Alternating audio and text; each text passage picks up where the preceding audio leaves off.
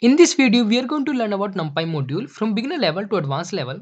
And if you are the one who want to make a career in machine learning, data science, data analytics, then this module is going to be very helpful for you. It helps us to manipulate the data. And in this video, we are going to discuss about all the function which is available in Numpy module as far as I know. Before moving to this video, I want to tell you about two things. The first thing is you must have installed Python in your environment. If you haven't, then you can watch my video. The link will be in description and see the first part only, how to install Python in your environment. And the second guys, you must have a software or environment where you can run this Python code. So here I'm using a Jupyter Lab, and if you want to install this Jupyter Lab, then also you can go to the description and you can watch there one video where I have told you how to install Jupyter Lab. Now guys, let's begin with this video.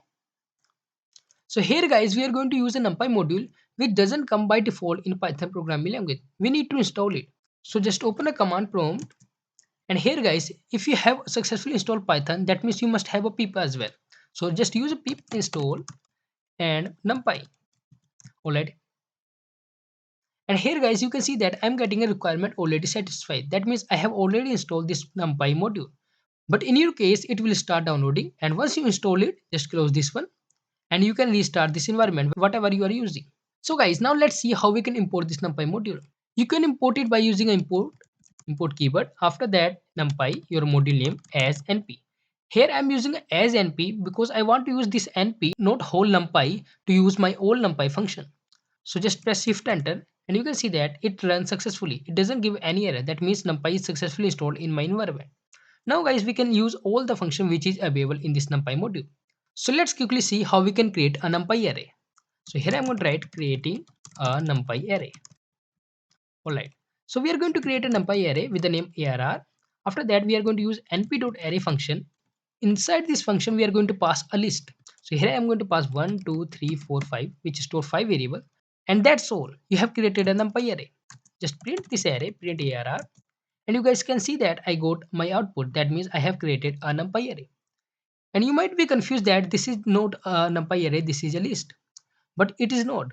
The difference is that in list you will have a comma as well. 1, comma 2, comma 3, comma and so on. But in NumPy array you don't have a comma. So this is a NumPy array, and if you want to know more about this, then you can just print a print type ARR. It will show you that class numpy.ndArray. That means it is a NumPy class. Alright, now we have seen how to create an array. Let's discuss about some more terms in this array. So let's quickly write here print ARR dot ndim. That means n dimension. If you run this code, you can see that I got 1. That means this is a 1D array, not 2D array. And let's quickly see one more term, print ARR size. So this size will tell us how many data I have in this array. So you can see that I got 5. That means there are 5 elements present in my array. Okay, let's see one more term, print ARR dot dtype. This dtype will tell us the data type of my data is present in an array. So if I run this code, you can see that I got int 32. That means int 32 means I have integer data type inside my array of 32 bits. So guys, these are the terms you must know inside of an array. Now guys, there is one more term ARR.shape, and let me tell you about this by creating a 2D array. So here I am going to create a 2D array. ARR is equal to np.array, and by the way, we can redeclare a variable inside a Python. So I'm going to use same variable ARR, and here I'm going to create a 2D list. So I'm going to say 1, 2, 3, 4, and in our next row 5, 6, 7, 8. Alright, and let's see this print ARR. So you can see that I created a 2D array which store 2 rows and 4 columns, right? And let's see the dimension as well, print ARR dot ndim. And here guys, you can see that I'm getting a 2. That means this is a 2D array. Alright. Now guys, we are going to discuss about the new term. This is shape. The shape will tell us that how many rows and columns we have. And indirectly, it also tells us the 2D data, because this is going to give us a 2 number. That means it is a 2D array. Alright. Now guys, you can see that we have 2 rows and 4 columns. That's what this shape tells us. Alright, so we have seen these 5 terms inside our array. Now let's quickly move to the next part of this NumPy array tutorial. Alright guys, so now let's see how we can create a NumPy array in a different ways. So the first way is arrange. We are going to use this function to create a NumPy array. So let's say ARR is equal to np.arrange, and here let's say I pass 10 value for now, and let's see the output what we are going to get. You can see that I got an array which is starting a value from 0 to 10 minus 1 till 9. So it's going to create an array of a range between 0 to whatever the value you are going to pass here.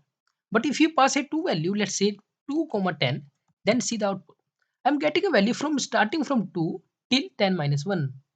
And if I pass here, let's say 4 comma 10, that means I'm getting a value which is starting from 4 till n minus 1. So basically, if you pass a 2 value, that means first value will act like a starting index and the second value will act like a ending index.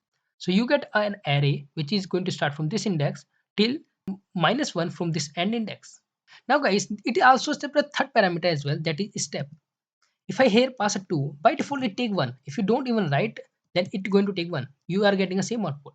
So basically, the difference it is 5 minus 4 is 1, 6 minus 5 is 1. So it tells us the difference between two numbers. Or you can say the step. It always take one step to move a next number.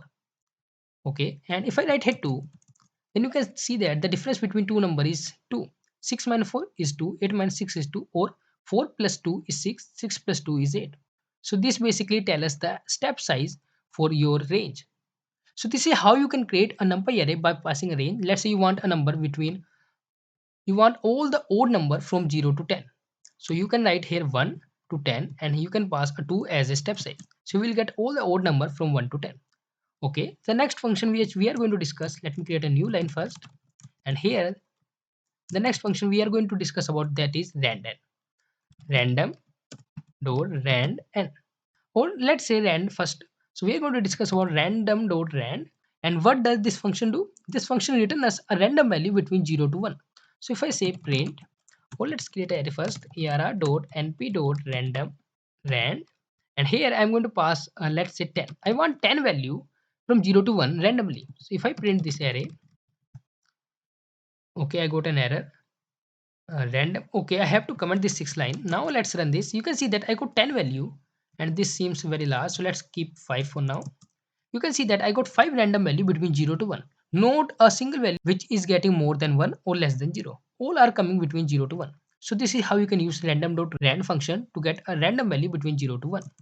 Now guys, the another function, before that let me write a new line. Now guys, the another function is random.same rand n. It just write here single n word after rand. And what does this function do? This function take a value in negative as well. So if I just copy the same line of code, three same line of code, and if I paste here, you guys can see that the difference is basically that it took a negative value. This time it hasn't took because I haven't changed the function. So I have to write here rand n. And guys, you can see that I got some random value as well in minus. Minus 0.65, minus 1.0. So it took also negative value if you're using rand n. If you're using only rand, then it only going to give between 0 to 1 positive value. So now guys, let's see the fourth way to create an numpy array. So here I'm going to say another function, that is random dot rand int. What does this function do? Let's see this. Array is equal to np dot random dot rand int. Basically, this is going to take two parameters. The first parameter is starting, let's say 10, and the another parameter is for ending. So let's say 100. Here I want to tell that I'm specifying a range 10 to 100. Okay, and after that I'm saying that size. Let's say for now I want let's say 10. Alright. So here I am saying that you have a range 10 to 100. Just took any 10 random data from this range. So it is going to take integer data only from this range. So I'm going to say print arr. Let's run this code. Here you guys can see that it took 10 different data from this range randomly.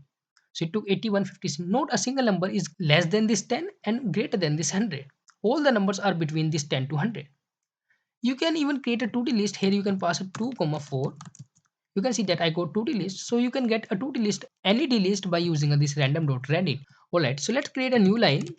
And now guys, let's see the another one to create a numpy array. So here we are going to use a lin space. This is also a very famous one. Basically, let's say arr is equal to np dot lin space. Here you can see the lin space function. And here in this function, it is going to take one argument, that is, let's say 10. I want again from 10, or let's say this time 0 to 100. And after that, how many data I want? I want to have, let's say 5 data. Okay. So now if I print this arr, you will see the output. See, I'm getting 0, 25, 50, 75, and 100. They are in float. So by default, it gives us float because it divided. So let me say d type is equal to int 32. Alright. Now I'm getting a value 0, 25, 50, 75, 100. Now guys, how does this value actually coming? So the reason is that we are specifying a range that is 0 to 100. So okay, but how many data we want? We want 5. So it will equally divide that particular range into 5 parts. So first part is 0, the last part is 100, the between part is 25. If you will see the difference, then 25 minus 0 is same 25. 50 minus 25 is also same 25. So it equally divided the range into 5 parts. So that basically the purpose of list space. Okay. Now the another one is guys I. So this is the function which you need to use whenever you are playing with a matrix. So here let's say arr is equal to np dot I, and here I'm going to pass 3. So basically I function create as identity matrix. If you're familiar with the matrix, then you must know what is identity matrix. So let's quickly print this arr. Let's see the output. Here guys you can see that I got output 1 0 0 0 1 0 0 0 1. But 3D array means here I pass 3, that means it's going to create 3 into 3 array. Alright, so that's we know. And guys, if you're not familiar with math, then let me tell you, identity matrix are the matrix which contain only the one value on the diagonal side, where row and column are same. So here you can see that this is 0 comma 0, this is 1 comma 1, and this is 2 comma 2. Okay, now let's me create a new line and let's move to the next function, that is 1. So what does this one function do? This one function help us to create a numpy array with the value 1. So if I say arr is equal to np dot array and not array np dot 1, and here let's say pass, I am going to pass here 5. Let's print this array. Okay, I got an error, let me see. Okay, I have to use ones, not 1. Okay, now guys you can see that I got a value, I got a numpy array where all the values are 1 point. So if I make it a data type integer, then I will see d type is equal to integer.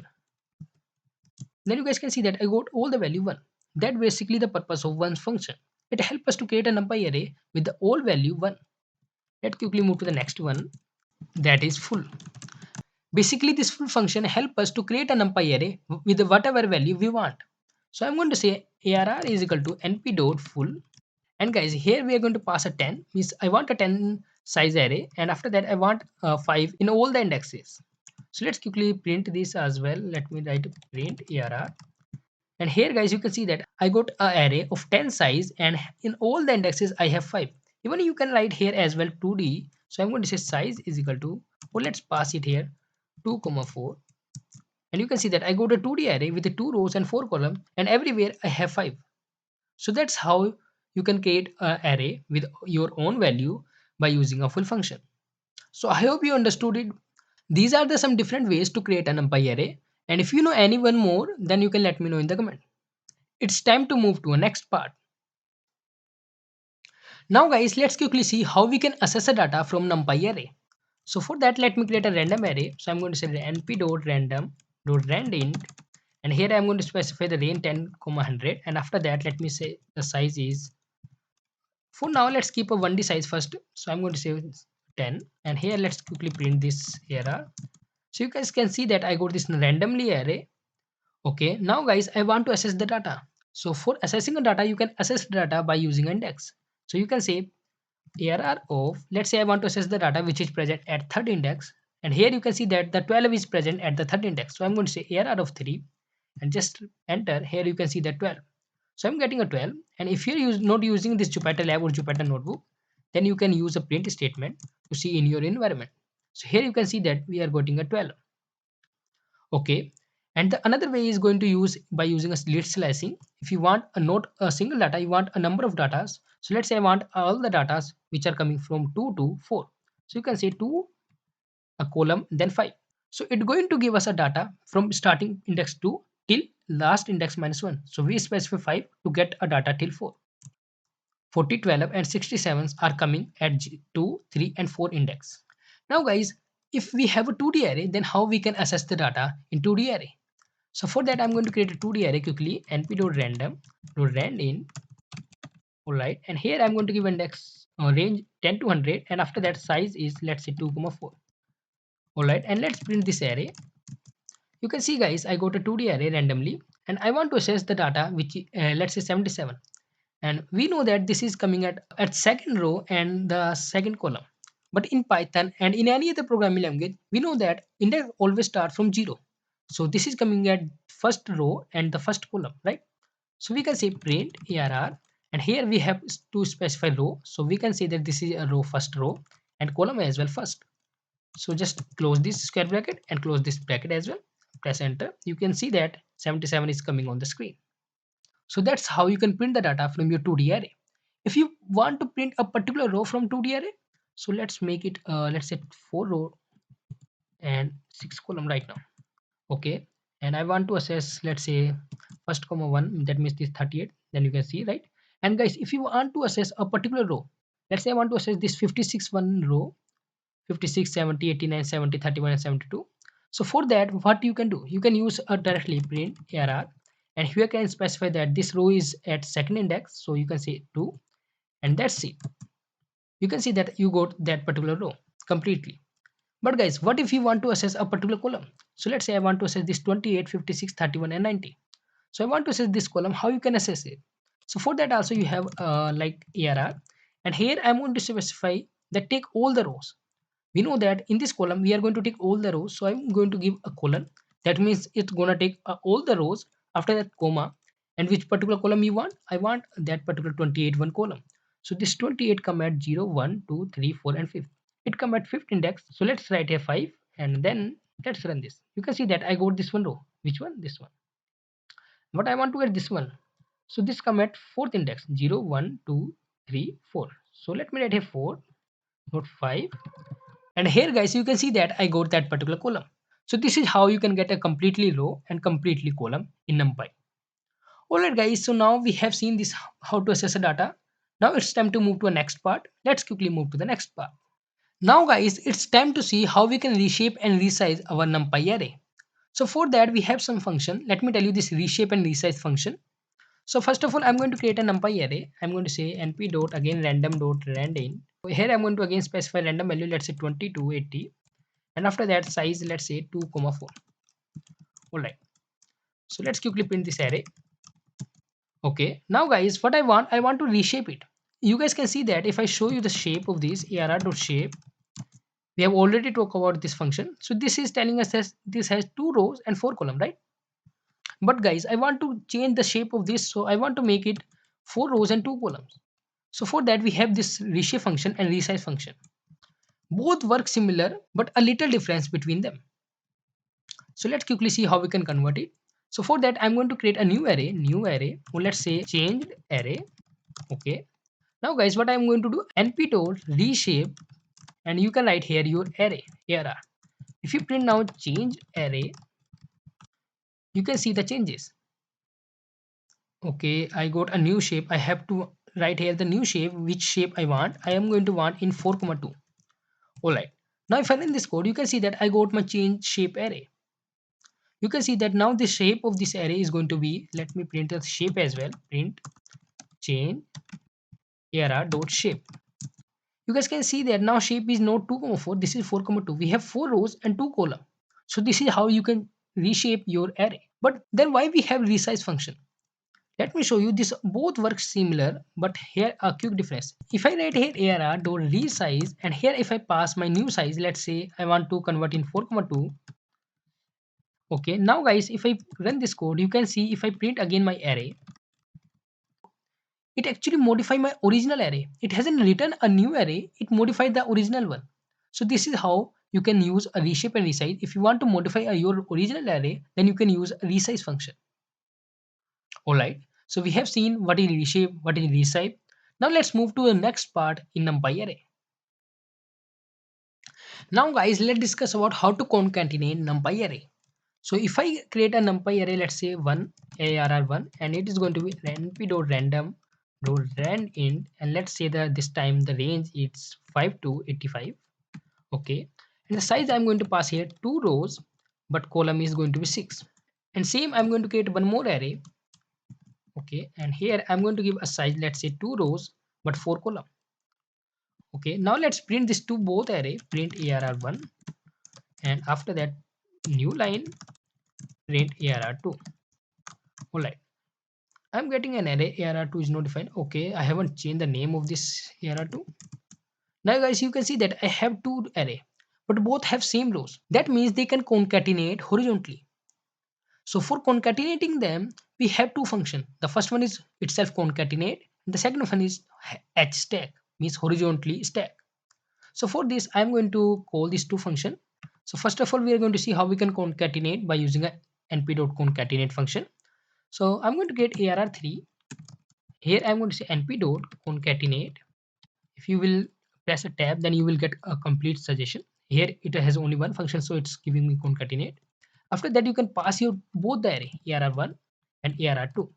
Okay, in a bracket you have to pass. After that, you have to tell us that axis.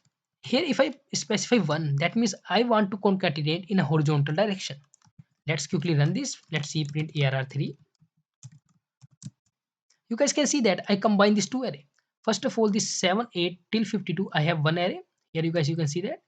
After that, we have 56 up to 35, a second array. So I have combined in horizontally. So this is how you can concatenate two array horizontally by providing here x is equal to 1.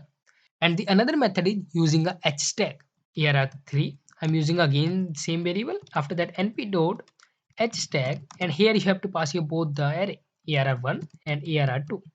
Okay, let's quickly print this arr as well, arr3. Okay, I haven't forgot this. I have to pass in tuple as I have told you in this concatenate function as well. So let me pass in a tuple. Now let's run this. You can see guys, I got same output, right? So these two function will combine our array in horizontal direction. Now guys, let's see how we can concatenate a array vertically, means how we can concatenate array on the basis of column. So for this, I'm going to create again the 2D array. Let me copy this line and I'm going to paste here. Okay. So here I'm going to keep a column same. So I want a column, let's say 4 4. Row can be different. So let's say the first one has let's say 3 rows and the second one has 2 rows. So this is what we have, but column are same, so we can combine these two numpy array vertically. So what I'm going to do, I'm going to use the same function. No need to write anything else. Just change one more thing, that is x is equal to 0. That means I want to combine these two array AR1 AR2 vertically. So if I run this, you can see that I combined successfully. And same goes for h stack. The similar one word change, you have to change just one character, that is okay. Let me copy this one. What I have done. Okay, let's copy this one. Now I'm going to paste it, and here I'm going to change just h stack to b stack, and here you go. You can see guys, I got a same result, right? So this is how you can combine two array vertically and as well as horizontally by using this concatenate as well as h stack function. All right, so now let's move to the next part of numpy array. So now time, so now it's time to see the function in numpy array. So let's create a quickly one array. So here I'm going to create a random array dot randin. You know, we have created so many times. Value I'm going to pass here 22. Let's say this time 75. So here I'm going to specify size, that is, let's say 4,6. So this is going to be very big array. Okay, so let's quickly print this array. Here you go. Right now we have this 2D array. Now we are going to use some function inside this array. So if you want to get a maximum value which is present in your array, then you can use one function, that is max. So here I'm going to say print np.max, and from which array? From arr. So guys, you can see that I got 72. 72 is the maximum value which is present in this array. You can check it. Now guys, for getting a minimum, same function, just use a max. Just use a min instead of max. And let me run this. First of all, let me change min. So I got 23. 23 is the smallest value inside of this array. So another function we are going to see, that is argmax. That tell us what is the index of maximum value present in your array. So here we can see that the maximum value 72 is present in our array, that also present at fourth index. So 72, let's see, 47 at 0, 23 at 1, 65 at 2, 53 at 3, and 72 at 4. Okay, and same to get np dot r min to get the index of minimum element. So I am getting 1, that means it present at the first index. Here you go, right? 23 at first index. So there are some more function, that is, let me show you. Print np dot mean error. So it's going to quickly tell us the mean of your array. You can see that the 50.166. If you're good in math, then you can calculate and verify your mean as well. It's going to tell us a mean of this completely array, 2D array. What is going to be the mean of this? You can quickly add all the numbers and divide by the size of this array. Okay, And after that, you can also get a standard deviation of median as well. So first of all, let's see median. So median is 50. And after that, standard deviation. For this, you have to just write np.std. And let's run this. Okay, I forgot to do something. I have to pass here my array. How can I forget this? So standard deviation is 12.20, so on up to this. All right. So this is how you can get mean, median, and standard deviation from a NumPy array. So there are a lot more to do, like print. If you want to perform some operation inside of this array, then you can just write ARR into 2. So what it's going to do, it's going to multiply each value by 2. And let's see. You can see that I got array which is going to be multiplied by 2. 47 into 2 is 94 and 23 into 2 is 46. So this means that it has multiplied by all the values by 2 and it returned that particular array.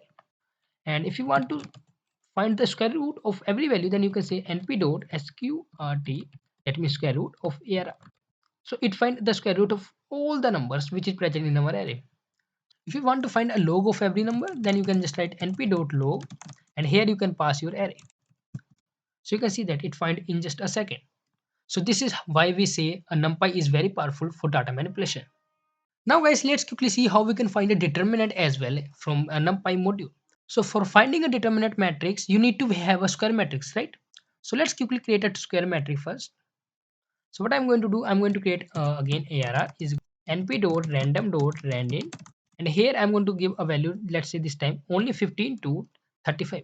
Okay, and size I'm going to give is 4,4. I want to get a square matrix of 4,4. All right, and let's quickly print first of all our array as we usually do.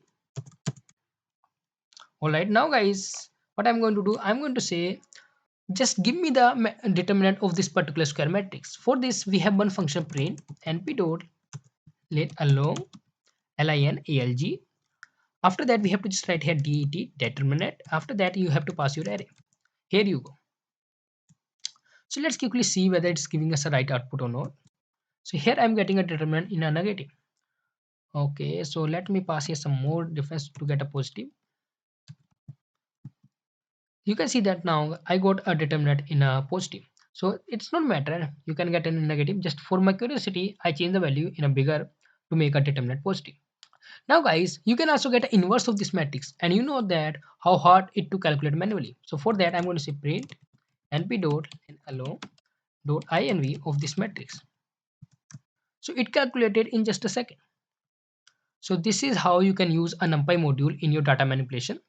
So we have seen a lot more in this video. We have discussed about how to create a NumPy array different ways, reshape, resize, horizontal stack, vertical stacks, and also some function as well. Now guys, if you want to know a lot more about NumPy modules, then you must start building a project, because project is the only one which help us to know about a lot more in any of the field. If you want to learn about NumPy more, then start building a project, and definitely you will stuck somewhere where you need to know about new particular concept of NumPy module. I would definitely suggest you then start building a project based on NumPy. So that's all in this video. I hope you like it. If you learn something new, or at least a one thing new, then don't forget to hit the like button and subscribe my channel. Meet you in the next videos.